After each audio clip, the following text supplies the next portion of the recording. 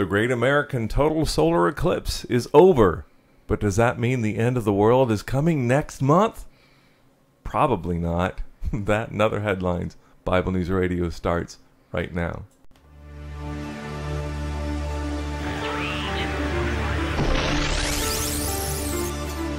So thou, O son of man, I have set thee a watchman unto the house of Israel. Therefore, thou shalt hear the word of my mouth, and warn them from me. Have no fellowship with the unfruitful works of darkness, but rather expose them. Coming to you from an undisclosed location in Middle Tennessee and examining current events from a biblical perspective, this is Bible News Radio with your hosts, Randall and Stacy Harp.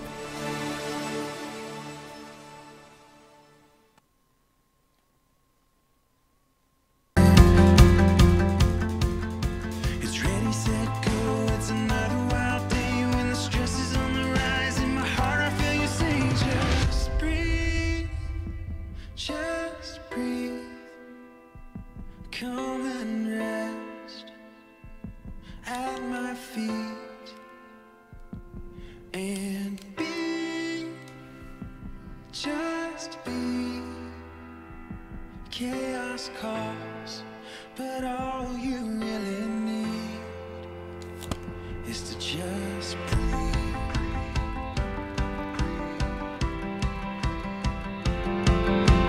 Third cup of Joe just to get me through the day. Wanna make the most of time, but I feel it slip away.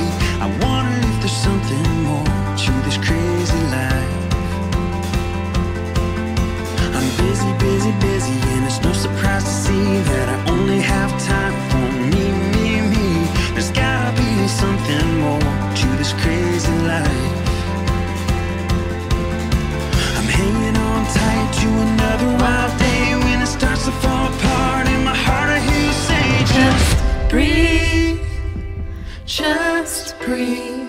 It's over, people. Come and rest at my feet and be, just be.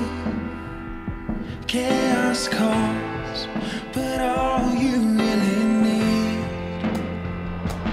is to take it in, feel your lungs, the peace of God. All right. Hey, everybody. Okay, I just thought that that would be fun to play in light of the fact that, you know, the world didn't end today. But that's next month. What? Yeah. It's next month. See, I this know. was just this kind of precursor to get our attention. The Great American Solar Eclipse. Don't you love these glasses? These are so cool. I can't see a darn thing with them on. Are they me? They are, aren't they? Tell me. I can't see. Anyway. I got these at church last night. Yep, and there's a QR code and everything on there. So, I don't know about you guys, but me and Bareface, we went out, we witnessed the solar eclipse of the sun. Put them back on, okay. Hold on. Right. There. Somebody wants to get a screenshot. Really? I Yeah. don't know, I'm guessing. Why not, right? I can't see when it's over. Is it over? Yeah, I saw a screenshot go by. All right, good. Thanks. All right, so Georgia. Georgia. all right. Well, anyway, so for me, it was an experience of a lifetime. And actually, I just have to say that it was kind of funny because, you know, me and Randall were out there, and it really did. I mean, we're in Tennessee, and it was kind of it didn't get pitch black, but it did get darker. And the weirdest part, and I actually talked about this on Snapchat, the weirdest part was, like, literally at 1:27, like, when it got dark, like, as dark as it was going to get, all of a sudden, the cicadas started to chirp and sing and all that stuff. And it was like, you know, at night, you know, the crickets, they rub their legs and all the other stuff. And it was like, all of a sudden, it was like this chorus of these insects were like going, oh my gosh, what the heck, it's nighttime. And for 2 minutes, this is a true story, for 2 minutes. And then after the thing started to move, then they all stopped. And it was like, it was the weirdest thing. I was telling Randall, it was like super loud in my yard. It was like, huh, wait a minute. You know, if I could just imagine what they were saying. It's like, hey, it's dark here. All right, everybody, here, you know, do your thing. And they all did it. And next thing you know, it's kind of like, what? It's over? Wait a minute. And it would be like confusing a rooster. You know what I mean? Like the rooster. It's supposed to like They're pretty easy to confuse. do its thing at, you know, dawn. Or however I don't even know what roosters do, but.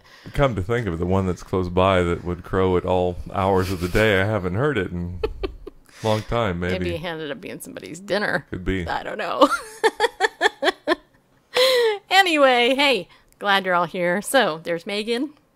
Hey, I've got some bubbles today. There is Jason and Mia and Melanie. And I don't know who else is here. Hopefully some of you are here. Okay, basically, I only see the people that I guess I'm following. So, you know, actually, though, I'm following more than are showing up. Yeah. I know, it's really super weird. Every one of these people, like, pull up following, but not all of them show up as... I got my Jesus Did It. I didn't get my Jesus Did It shirt yet, but when I get it, I'll let you all know. You did it. You made it without burning your eyes out. That's good. Good. I'm glad. It was cool, though, wasn't it? It was cool. It was... Yeah, I know. It's like all the hype. You know, I was like, what should I wear during the eclipse? Should I wear a hat? It just cracks me up, though, because, you know, every 3 or 4 years, there's like a total eclipse visible from somewhere in the world. But, hey, it's the United States, so it must really mean something important.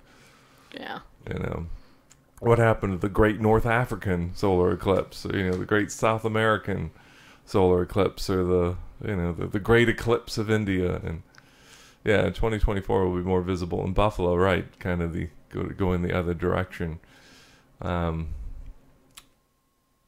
so that'll be the lesser American eclipse, anyway. Won't be the great American eclipse. Well, so what I want to do this hour, first of all, this is going to be the only show this week that I can actually talk to you without a guest. Because you know why? I have guests for the remaining 4 days of the week. So tomorrow night, Pastor Tommy is going to be our guest. And then on Wednesday night, Cheryl Chumley, who used to write for WorldNet Daily, she's also a published author. She wrote the book called The Devil in D.C., and also one about police state. Anyway, Cheryl Chumley, she's going to be my guest. She's the one who also writes for the Washington Times now. She's the one that actually wrote the article about my dad and me and Social Security. So she's going to be with us. She's so great. I love her. And so I love Tommy too. I love Tommy and I love Cheryl. And then on Thursday, I have a pickleball peep coming on the show. Raymond Presson he's a marriage and family therapist, I believe. I'm not sure. I better check. Anyway, he wrote a book. Can't trust those people. Yeah, he wrote a book called something like "Why Does My Life Suck?" or something like that. When will my life not suck? When will my life not suck? Anyway, he's funny. You will love him. And so he's going to be my guest Thursday. And then on Friday, we have Rick Costa as our guest. So we got 2 Periscope celebrities this week. And then we got one conservative author celebrity. She's a Christian too. And of course, we got Raymond, who is a therapist type. And a great pickleball player, by the way. Really super good. Just saying. Anyway, so that's our week. So today, as God would have it, he showed me something very new in the Bible, and I just thought I had to share this with you because this is Bible News Radio. So I'm going to share with you what God showed me this morning in the Word, and then we'll talk more about the eclipse and some of the news articles and stuff out there, and we'll go from there. Sound like a plan? All right. Okay. So as you guys know, I've been reading the book of Revelation. The book of Revelation, I've been handwriting it out. So I'm actually in chapter 2, basically in my quiet time. I've been taking a verse a day, and then I kind of meditate on that verse. And then if I, depending on my time, I might study it a little bit more in depth or whatever. Anyway, so today I got up to Revelation chapter 2, verse 8. And I thought, man, this is so good. I'm going to just read the whole thing, the whole little letter to Smyrna, the church in Smyrna. And I think it's really appropriate for the day, too. And I think you guys are going to get something new out of this. At least I hope, if you've been a believer for a long time. Even Bareface never saw what I showed him. So, anyway.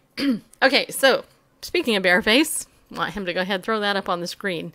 So, what we're going to do is we're going to look at Revelation chapter 2, verses 8, 9, 10, and 11, just for a couple minutes. So, this is the message to Smyrna.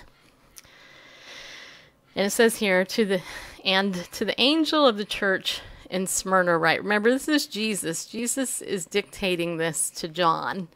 And so John is writing this down on behalf of Jesus.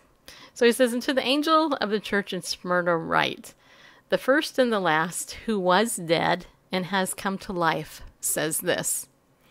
I know your tribulation and your poverty, but you are rich. And the blasphemy by those who say they are Jews and are not, but are a synagogue of Satan. Do not fear what you are about to suffer. Behold, the devil is about to cast some of you into prison, so that you will be tested, and you will have tribulation for 10 days. Be faithful unto death, and I will give you the crown of life. He who has an ear, let him hear what the Spirit says to the churches. He who overcomes will not be hurt by the second death. Okay, so let's break this apart just for a minute. So here's verse 8. My ear itches, just so you know. Verse 8, and to the angel of the church in Smyrna write, the first and the last who was dead and who has come to life says this. So why is this important? Because it actually really ties into the whole message of the church. So here it's interesting to note that Christ is being referred to here as the first and the last, who was dead but has come to life. All right, so this is very cool. And as a follower of Christ, you, even if you die physically, your body, you will come back to life. Okay, well, you'll never die, but anyway, it's a precursor. Okay, because in Romans, I think it's Romans, it says that Jesus is the firstborn from the dead, as well. Okay, but then here's Jesus, right? He's talking to this church, and he says, I know your tribulation and your poverty, but you are rich. Okay, so here he is pointing out to this little church in Smyrna, which was actually filled with different religious beliefs of that day. But he says, hey, I know your tribulation and your poverty. They apparently weren't a rich church materially, but you are rich, referring to the spiritual riches that they had. And the blasphemy by those who say they are Jews and are not, but are a synagogue of Satan. So this is interesting. There's a couple of things that stay here, okay? Because you got to understand, in the first century, which was when this was written, the Jews, all the first Christians were Jews. And then there were some Gentiles too. But to the Jew first is what Romans says. The gospel was given to the Jew first. So these Jews here that they're talking about were basically Jews who were rejecting Messiah. They were rejecting Jesus, Yeshua, as their Messiah. And it's interesting that he says here that they are Jews, but and are not, but are a synagogue of Satan. So this is interesting because, again, Jesus here, he uses the Jewish language. The synagogue is where the Jews met. It was kind of like their church, to put it in churchy terms. But it wasn't God's church. It was the synagogue of Satan. So listen to this. Then it says in verse 10, do not fear what you are about to suffer. So, it's interesting because he's talking about suffering, even though he was talking about how I know your tribulation prior. So this church had been through some type of tribulation and suffering. But he says, don't fear what you're about to suffer. Behold, the devil is about to cast some of you into prison so that you will be tested, and you will have tribulation for 10 days. Now, it's interesting to me. I read this verse and I just got stuck on it because I was like, okay, this is interesting stuff that's being said here. If you really look at the text here, you got to think about what Jesus is saying here.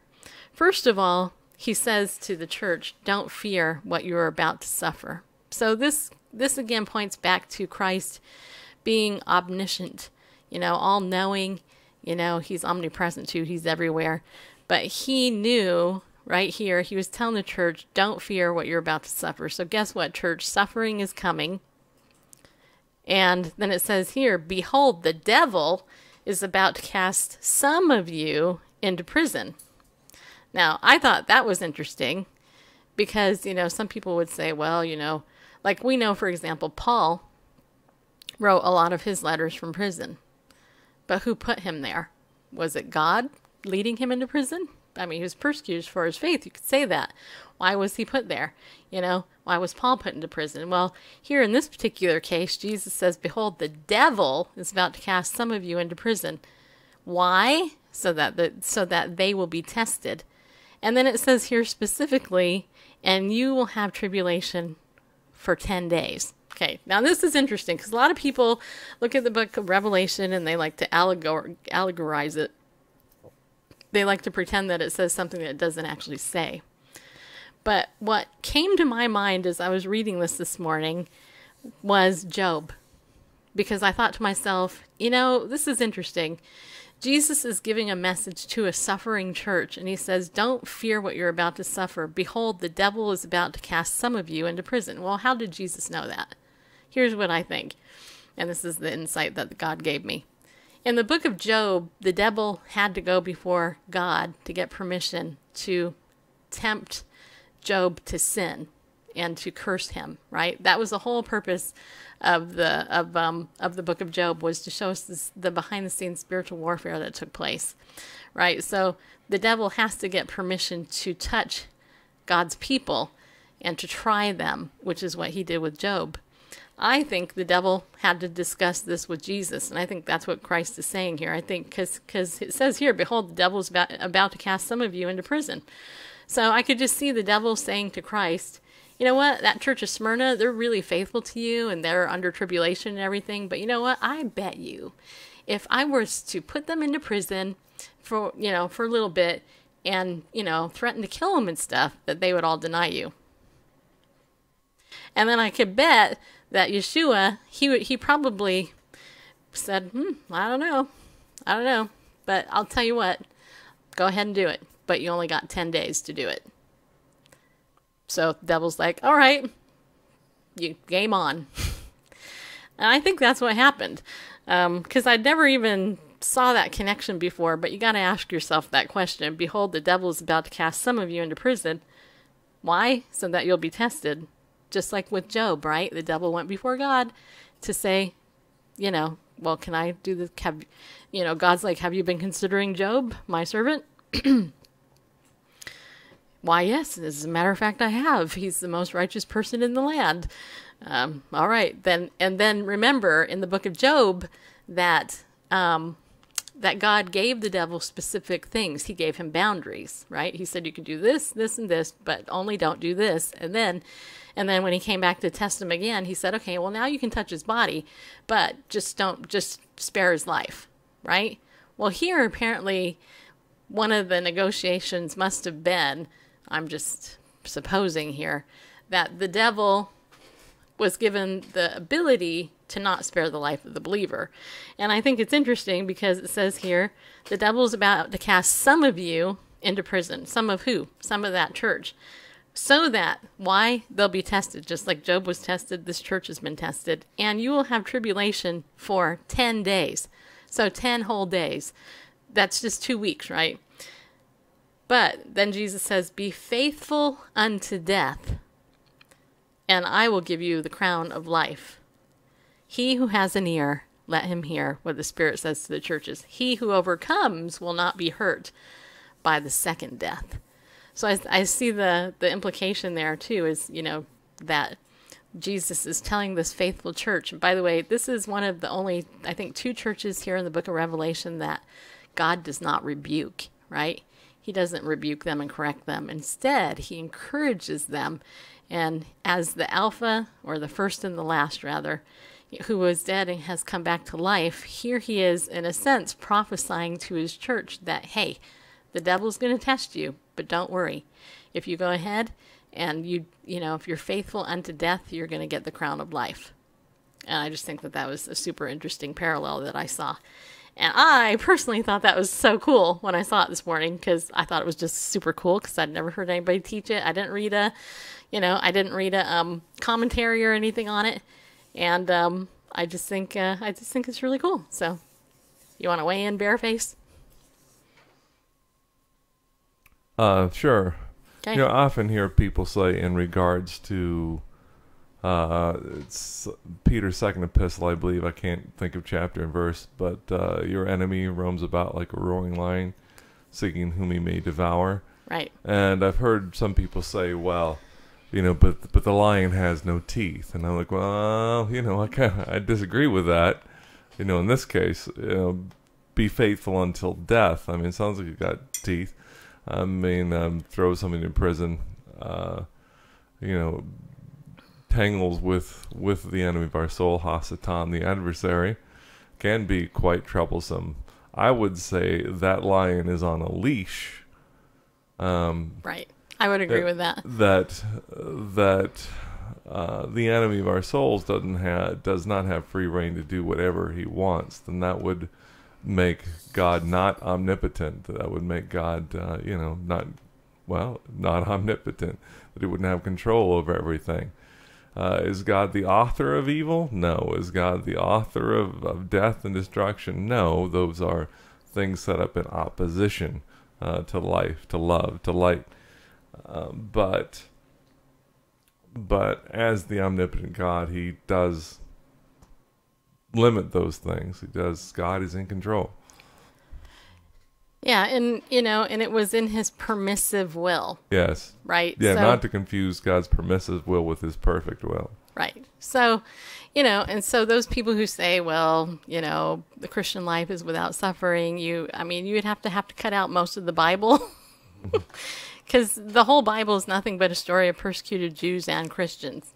I mean, honestly, that's what it is. I mean, you take out persecution in the Bible, it's like, what's the point?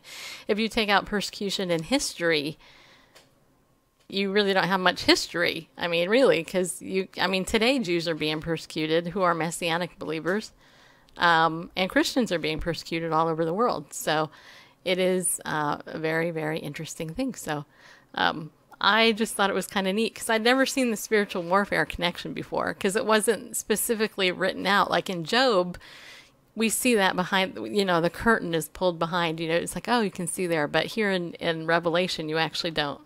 It doesn't say the conversation took place, but clearly I think it did. Because, and the reason why it stood out to me was because it says you'll have tribulation for 10 days, right? 10 whole days. And I thought, well, why 10 days? Why 10? Why not a week? Which also in a sense actually shows God's mercy too. And by implication, you can actually, you can also, see that the tribulation for 10 days was going to be a pretty intense, tribulation because death was going to be involved probably. So that is, very cool. And, of course, I love how it ends. Be faithful unto death, and I will give you the crown of life. He who has an ear, let him hear what the Spirit says to the churches. Now, this is also interesting, too, because you got to always remember to take the Bible in context. So this letter was written directly to the church of Smyrna in the first century. But it also applies to the church age as well, because this says, pay attention, let him hear what the Spirit says to the church is, plural. He who overcomes will not be hurt by a second death. And I think that the comments are funny in the chat room. Oh. I think that the lesson here to the churches is that, look, if you're being persecuted, then most likely the devil had a conversation with God about you, and he had to get permission. Thank you, Beth, for retweeting. And not only that, but he who overcomes this will not be hurt by the second death, and you'll get a crown of life. And for some reason, my computer just froze here, so I'm just going to go ahead and refresh here. But I don't know. What do you think, Randall? I mean, had you ever seen that before? I mean, I know you hadn't because you didn't tell me. You were like, yeah, no, I haven't. I've never seen that before. But I just kind of think it was so cool. I always love when I get something new out of the Word because it's just so cool. Hey, Rob. Sorry. Rob. There you are. Okay. Intuist. Hello. And Albert. Einstein. No, it's not Eisenstein. You're right. Yeah. Am I not following you, Beth? I don't know. I thought I was. I guess I'm not. There. Now I am. Okay. And yeah. And there are people in here that I was following that I had little bubbles for, and now. That's really weird. I don't. Eisenstein. Yeah, we. All right. Well, this is probably a good time to acknowledge our sponsor before we go on with the program. All right. So do you... Certainly. Okay. I will do that. All right. I want to give a shout out to our sponsor, Ariel Ministries. You find them online at ariel.org, ariel.org. At least that's the English transliteration of the Hebrew, Ariel, which means Lion of God. Anyway, great organization, nonprofit organization, dedicated to evangelizing Jews, discipling Jewish and Gentile believers in Messiah. And they've got great resources, great biblical resources in print and audio, video, many of them for free, some for purchase. And if you do get on over to their site and purchase anything, be sure to use the coupon code Bible News, which will save you 20% on anything and any time you purchase. I want to call your attention to this current special going on, the Dr. David L. Cooper Messianic Series, 7-part series bundle for only $32 and less 20% when you can still use that coupon code Bible News even on sale items. And 7 wonderful books: The God of Israel, Messiah, His Nature and Person, Messiah, His Redemptive Career, Messiah, His First Coming Scheduled, Messiah, His Historical Appearance, Messiah, His Glorious Appearance Imminent, and Messiah, His Final Call to Israel. All right, and so check that out, and I see there on the slide, for those of you viewing, there's a bit.ly link there at the bottom. There, this graphic, bit.ly/Cooper_books. It'll take you right to that special offer going on. Let's see. I think that's it for our sponsor. Want to also give a shout out to those of you who support us as listeners, as pillars of the Bible News Radio community. And if you're interested in becoming a Bible News Radio pillar, you can go on over to BibleNewsRadio.com/give. And besides the satisfaction of supporting this daily ministry, you also get to enjoy a private Facebook group where we share behind-the-scenes stuff, behind-the-scenes interviews, portions of interviews that are not aired on this program, as well as advance notice of things going on, and just the overall community. And we also have our monthly video conference meetups with our pillars. So I invite you to check that out, BibleNewsRadio.com/give. And I also want to bring to your attention, since your praise should come from another's lips and, not your own. I'm not a stranger, but these aren't the lips of your sweet and lovable host, Stacey Lynn Harp. She recently finished a Bible course, with an encouraging title. That is, Stop Lying to Yourself. Your secret's not a secret. But actually a study of encouragement, looking at the life of David and his coming to terms with his sin and brokenness and transparency before God and his redemption in that. You can head on over to, best thing to do, is it still the pinned tweet? Yeah, you can go to the pinned tweet, or you could just click here in Instagram, and go. Periscope, that link, it will take you to Linktree, which is our link where we have literally all of the links to all of our Bible News Radio stuff. Yeah. So you can go to linktr.ee/Bible News Radio. It's right here in the link on Periscope, though. Just go up to the profile, click it.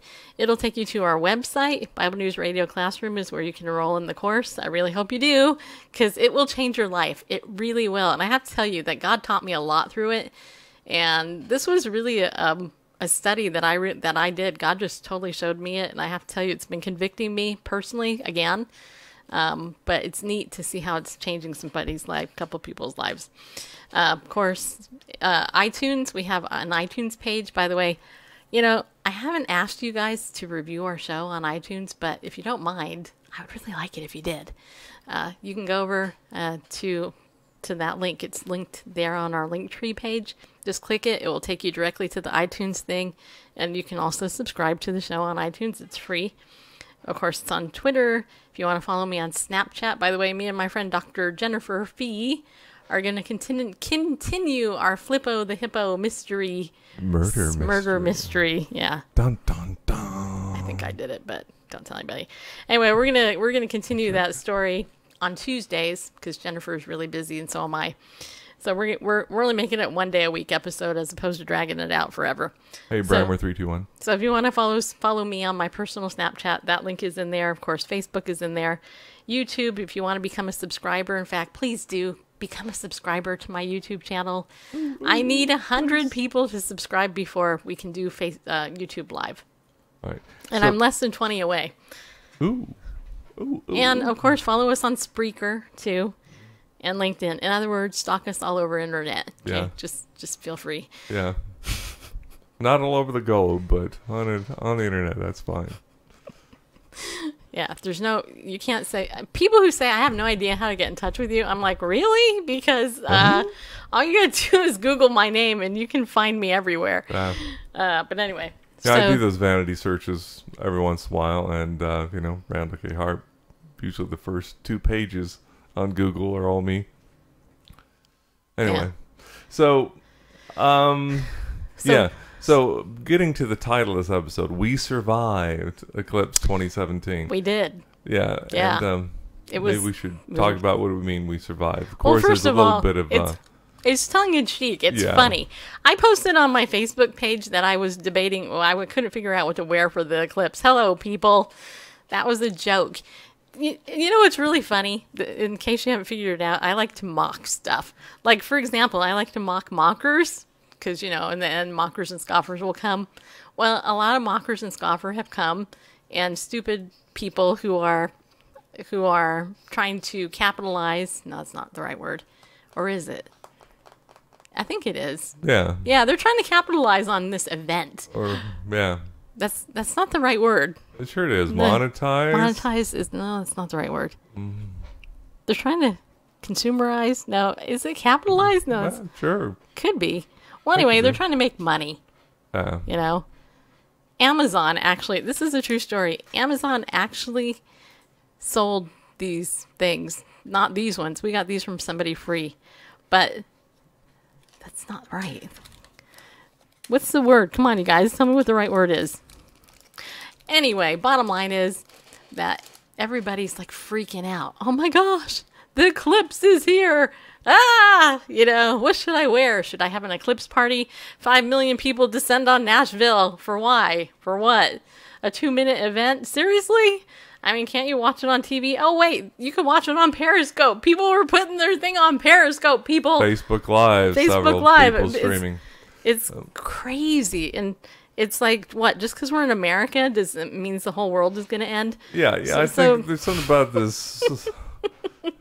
Because it's the United States, it must be important, Yeah, must be. If there's an eclipse, again, North Africa, West Asia, East Asia, if there's a total solar eclipse visible from anywhere in the world, which there have been for, every few years, 3-4 years for... So can we put up this IFL science article? Sure. So, conspiracy theorists predict coming eclipse signals the end of the world. All right. So it says next month. Okay, and here's the thing. Okay.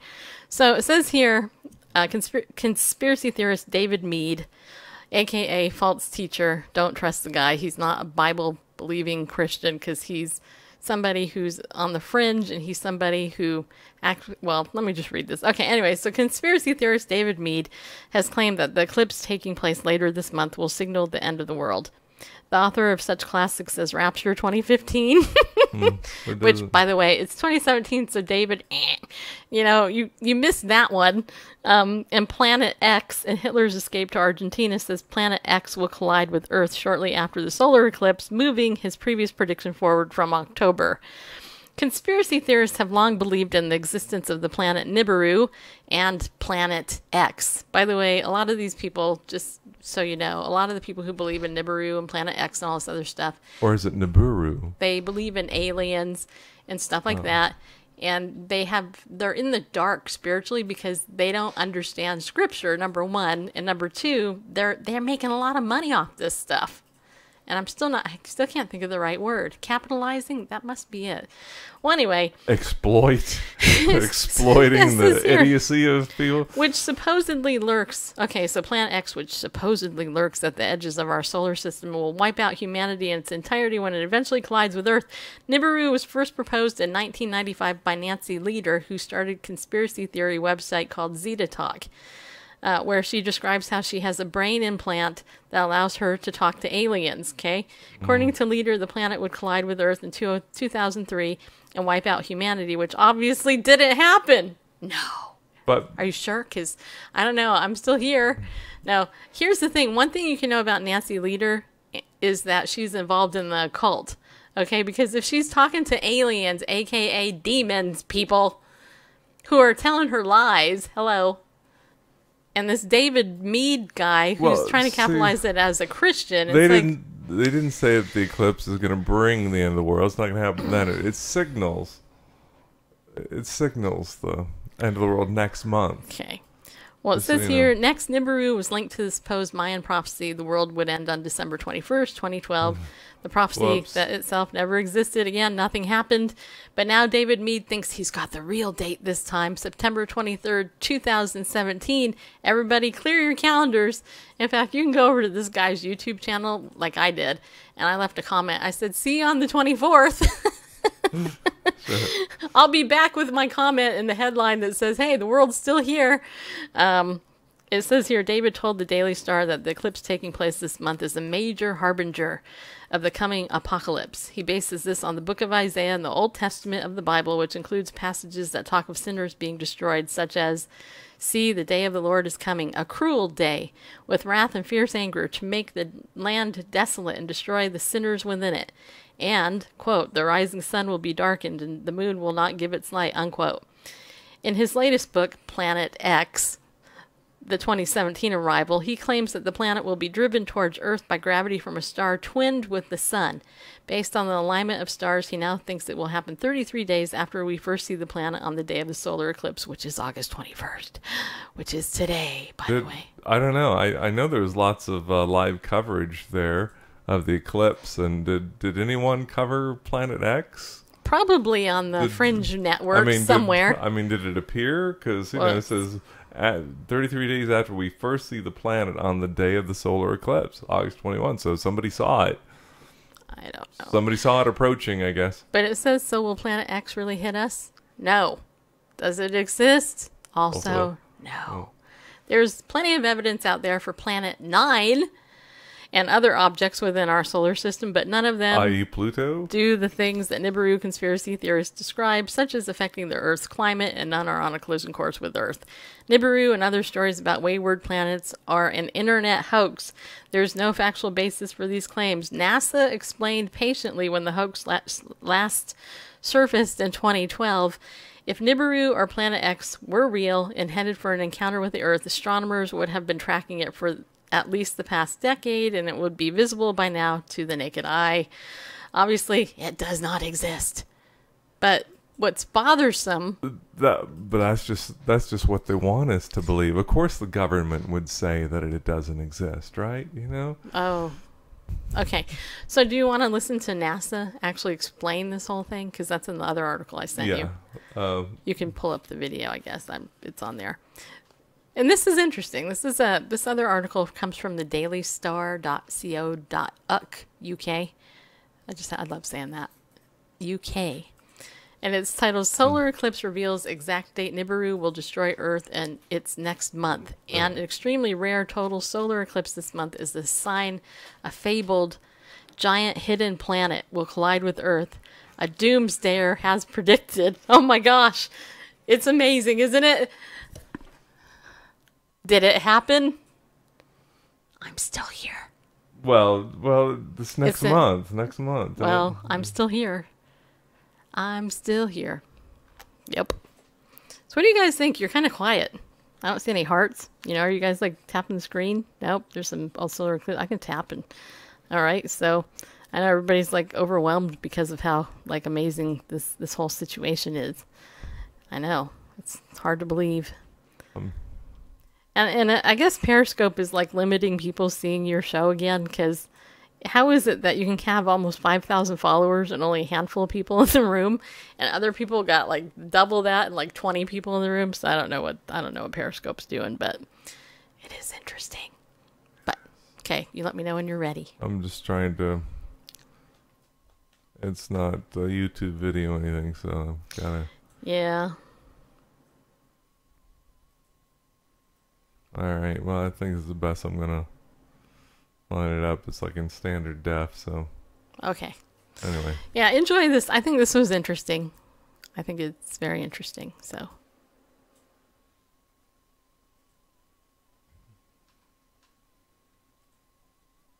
Alright.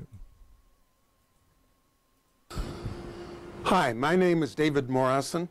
I'm a NASA space scientist, and I want to talk to you very briefly about Nibiru.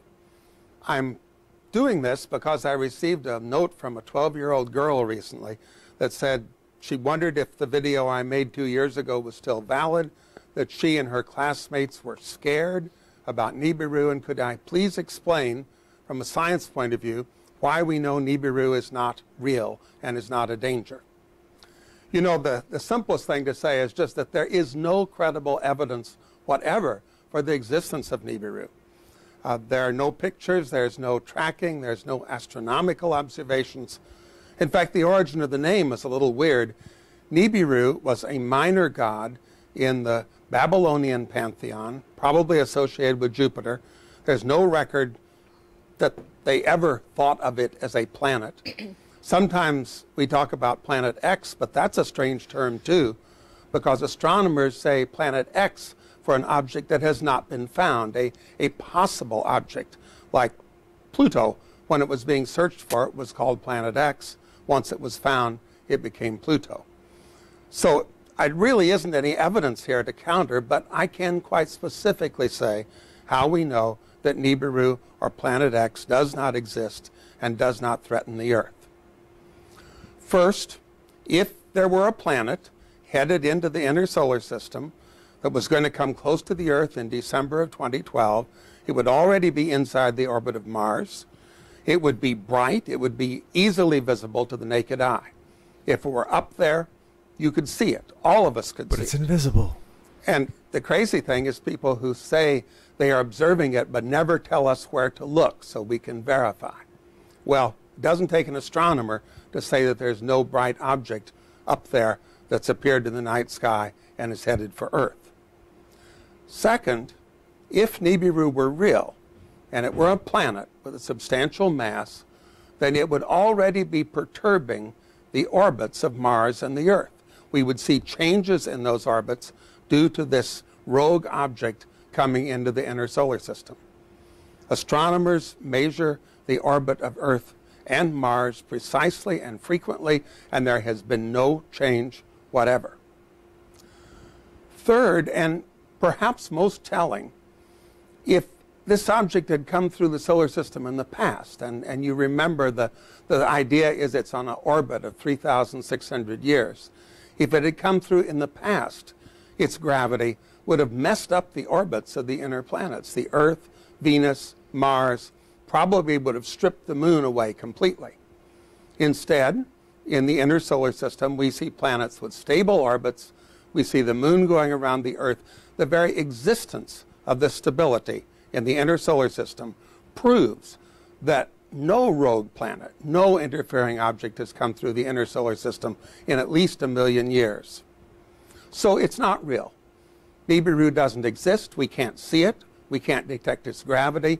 And we don't see a signature of its previous passages because there weren't any. Now, some people change the story around and say, well, Nibiru isn't even a planet. It's a brown dwarf with planets going around it, or something like that. Everything I've said would be worse with a massive object like a brown dwarf. That would have been tracked by astronomers for a decade or more, and it would already have really affected planetary orbits. So please, get over it. Nibiru isn't real. Planet X isn't real. We don't have to worry about this hoax. I think my favorite part from this NASA guy is, please get over it. Yep. Get over it, people. That's great advice. Just like we got over the Great American Eclipse. Oh my gosh, we survived it. It's amazing. Oh. And Lulu, thank you for coming in. Nice to see you in here. And Sister Charmaine or Charmaine? Is it Charmaine or Charmaine? And Daniel, you're in here. Unique, you're here. And La Cisa, did I say that right? Sorry if I didn't. I apologize. I don't speak English well, just so you know. Good to know. Speak it good, but not well. Actually, I was told recently, you should speak proper English. I'm like, do I look like I live in the United Kingdom? Yeah. Just serious people here. You two, thanks. And good. Who told you that? JR actually did. Okay. Mr. Smarty Pants pickleball player. Anyway, so you guys have any comments or questions? Complaints? Did you guys watch the eclipse, the solar eclipse of the sun? Did you let your pets see it? Because my pets were like, "What's going on? Why do you keep going in and out of the house?" Just saying. I mean, there's a lot more going on in the world than the eclipse, but how people are capitalizing on it was kind of funny. Oh. Yeah. Okay. No, never mind. Blessings to all. It's pronounced like the tissue paper. Okay. So. Charmin?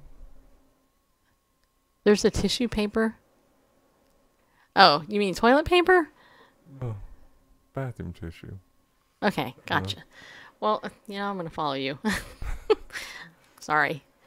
I've been accused of being a little dense sometimes, just so you know. I'm not perfect. I'm sweet and lovable, though. Just ask anybody who really knows me. They'll go, yep, I actually had somebody today. This is a true story. Actually, somebody I've known for quite some time actually respond to me in one of my messenger messages. And he actually said to me, and I'm going to quote you. I'm going to quote him. Wait. He said... And I quote, "Okay, sweetie pie." Seriously? Okay, sweetie pie? Do you know who said that to me today? You're never going to guess who said that to me. I'm not going to try. Doug. Okay. Doug Woodward called me sweetie pie. He's never called me sweetie pie. That was just kind of weird. He called me that. I was like, okay. Okay. Whatever. Okay. By the way, I should also let you all know, in case you don't know, Prophecy Watchers is having a prophecy conference in Norman, Oklahoma at the beginning of October. It's actually, I think, October 12th or something like that.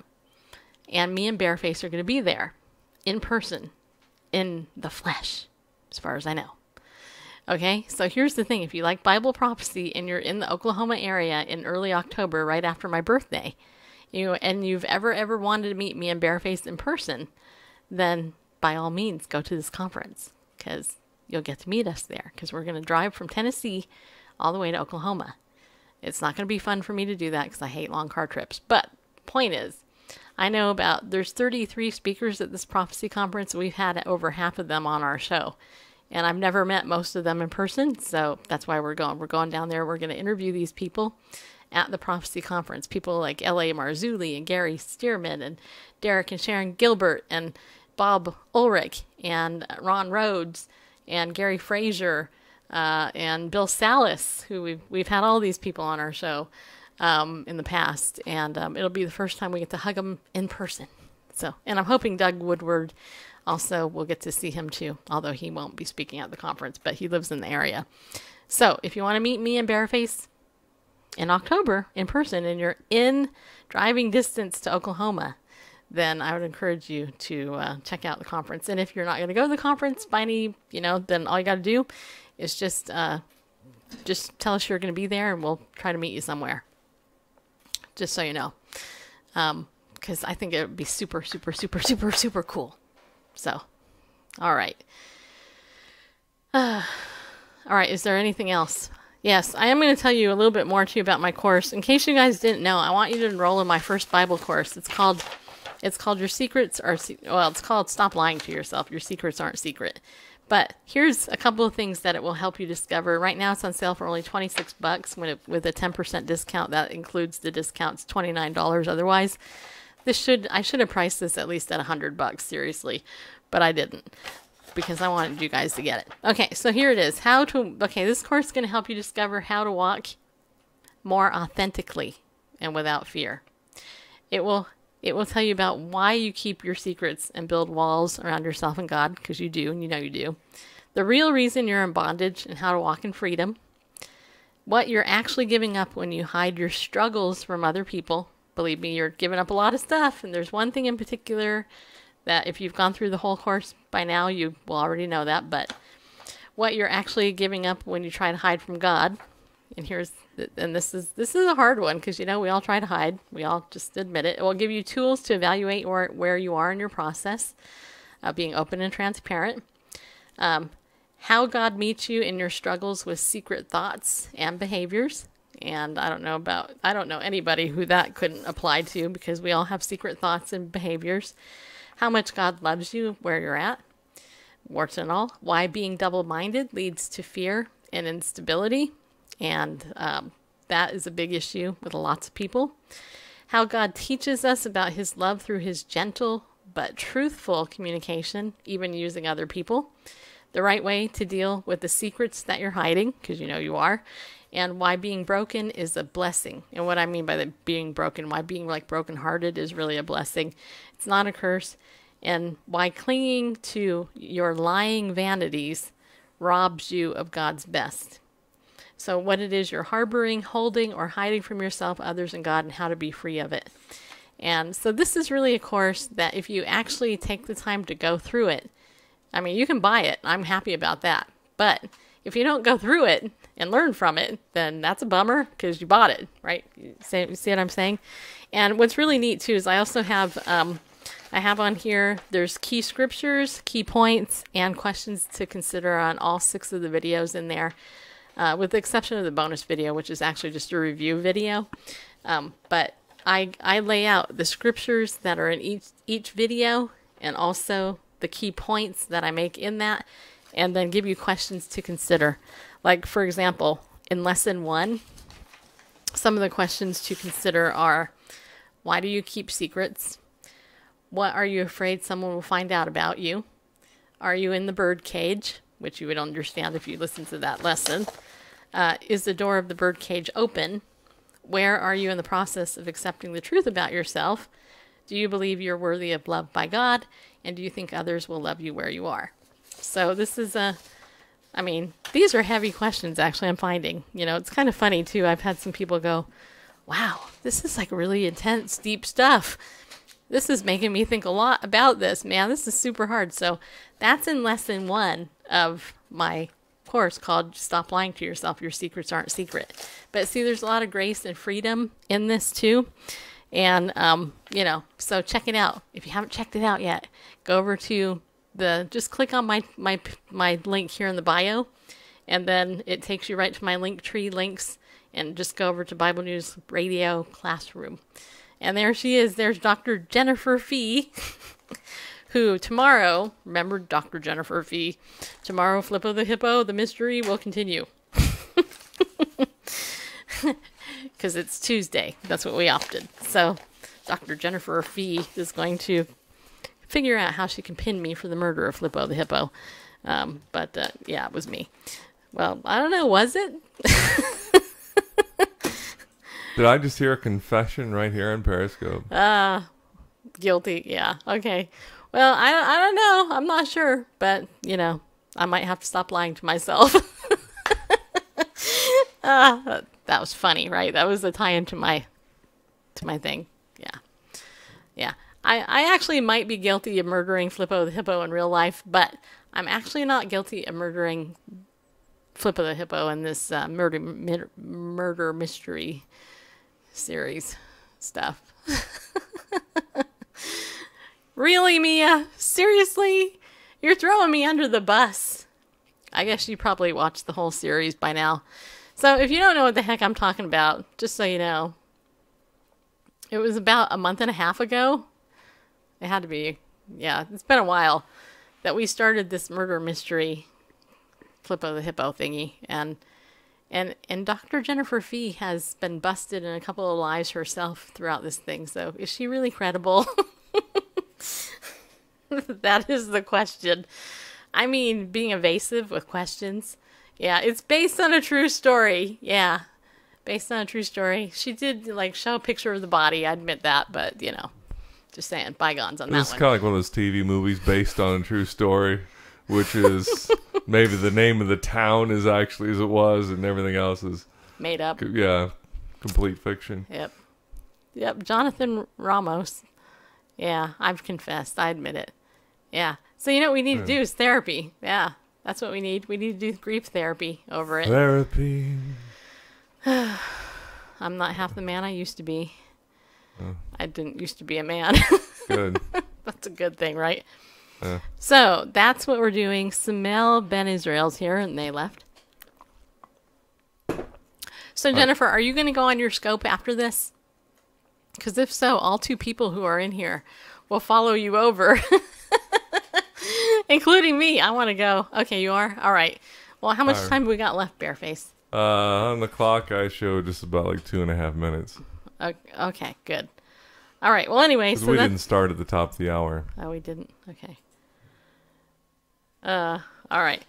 Okay, well, do you want to throw in some of your comments? I can just remind you tomorrow night, Pastor Tommy Norman is going to be our guest. And then Wednesday night, Cheryl Chumley is going to be our guest. She's the one that I love in a non-gay way, just so you know. And then Thursday, Raymond Presson is going to be my guest. He's the guy I play pickleball with. He's so funny. He's the one that gave me the idea about the egg question. And then Rick Costa, another Periscope celebrity in his own mind. No, I'm just kidding. He's actually doing great. Anyway, Rick will be my guest on Friday night. And then next week, here's the thing, you guys. Next week, on Tuesday, I have Jeff Kinley, who is a prophecy expert. He wrote a book called The End of America. Yeah, just so you know, him and the other guy are probably friends. No, I'm just kidding. Actually, and then Laura Royer is going to be my guest. You guys know who Laura is? She is Chasing Your Money.